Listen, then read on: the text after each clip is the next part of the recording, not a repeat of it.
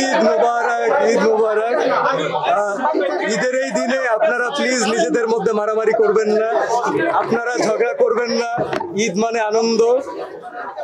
দেখেন কথার ইম্প্যাক্ট কি আস্তে আস্তে কমে গেছে। আচ্ছা, সো সবাই আমরা একটু একজনকে সাপোর্ট করি, আমরা সবাই একজনকে আরেকজনকে সাপোর্ট করতেই এখানে আসছি।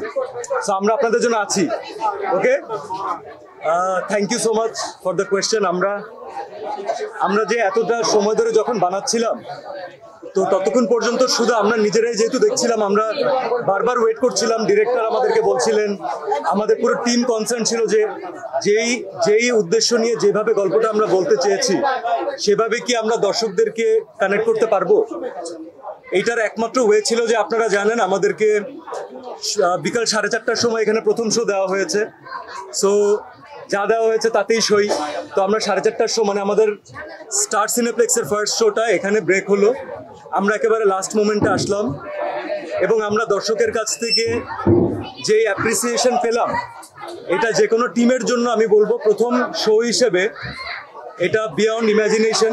এটা আমাদের পুরো টিমের জন্য তাদের ঈদকে অনেক গুণে আনন্দ বাড়িয়ে দিয়েছে। 2 বছরের কষ্ট অনেকটা ভুলিয়ে দিয়েছে।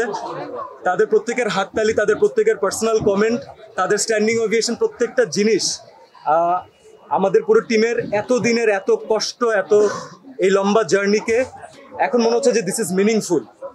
আমরা যা দর্শকের জন্য যতটুকু দেখাতে চেয়েছি অনেকাংশে পেরেছি, অনেকাংশেই পারিনি। আমাদের সারা জীবন আমরা আপনাদেরকে এই কথা বলতে চাই না, কারণ বললেই বলেন যে এই এক্সকিউজ আর কতদিন দিবেন। কিন্তু ফ্যাক্ট হচ্ছে আমাদের সীমাবদ্ধতা তো আছে। আমরা তো আনলিমিটেড রিসোর্সেস নিয়ে আসিনি। তার মধ্যে গতকালকে থেকে দেখছেন যে আমাদের এক্সট্রা অর্ডিনারি আরও অনেক কিছুর সাথে ফাইট করতে হয়, যেটার কোনো হদিস নাই, যেটার কোনো এক্সিস্টেন্স নাই। সো এনিওয়েজ, দর্শকের জন্য যেহেতু সিনেমা বানানো, লাস্ট অ্যান্সার হয়তো দর্শকই দিবে। ফার্স্ট শো হিসাবে আল্লাহ তাআলা আমাদেরকে অনেক ব্লেস করেছেন, আমাদেরকে ঈদের আনন্দ অনেক গুণে বাড়িয়ে দিয়েছেন। ঈদের আনন্দ তো এমনিতে আমাদের সবার জন্য অনেক বেশি, তার মধ্যে সিনেমা মুক্তি অনেক গুণ বাড়িয়ে দেয়। আজকে আমাদের ফার্স্ট শো, মানে যেহেতু ফার্স্ট শোটাই আমরা পেয়েছি, যেটা সিয়াম বলছিল যে 4:30টায়, তো সেখান থেকে আমরা ওয়েট করছিলাম এতদিনের একটা জার্নি। এই যে জঙ্গলির নির্মাতা আমাদের সাথে আছেন রাহিম ভাই। রাহিম ভাই ভীষণ চুপচাপ একজন মানুষ, কিন্তু ভীষণ সিনেমা প্রেমী একজন মানুষ। এবং আমাদের টিমে আমি, সিয়াম, দেখি আমরা সবাই মিলে এতদিন কিন্তু আছে না যে আমাদের প্রমোশনাল যে অ্যাক্টিভিটিস, সেখানে আমরা অ্যাটেন্ড করতে ট্রাই করেছি। কারণ একটা সিনেমা শুটিং শেষ মানেই তো কাজ শেষ না, সেখানে আমাদের অ্যাজ এন আর্টিস্ট অনেক দায়িত্ব আছে। এবং আজকে আমাদের জন্য আরও বড় পাওয়া যে আমাদের শ্রদ্ধেয়, আমাদের লেজেন্ড, আমাদের প্রিন্স মাহমুদ ভাইয়াও আছে আমাদের সাথে, যিনি আমাদের পুরো মিউজিকের যে গুরুতর দায়িত্ব সেটা পালন করেছেন জঙ্গলি সিনেমায়। কারণ জঙ্গলি ভালোবাসার cinema, romantic cinema, emotional cinema, action cinema, পারিবারিক সিনেমা, তার পাশাপাশি কিন্তু মিউজিক্যাল সিনেমা।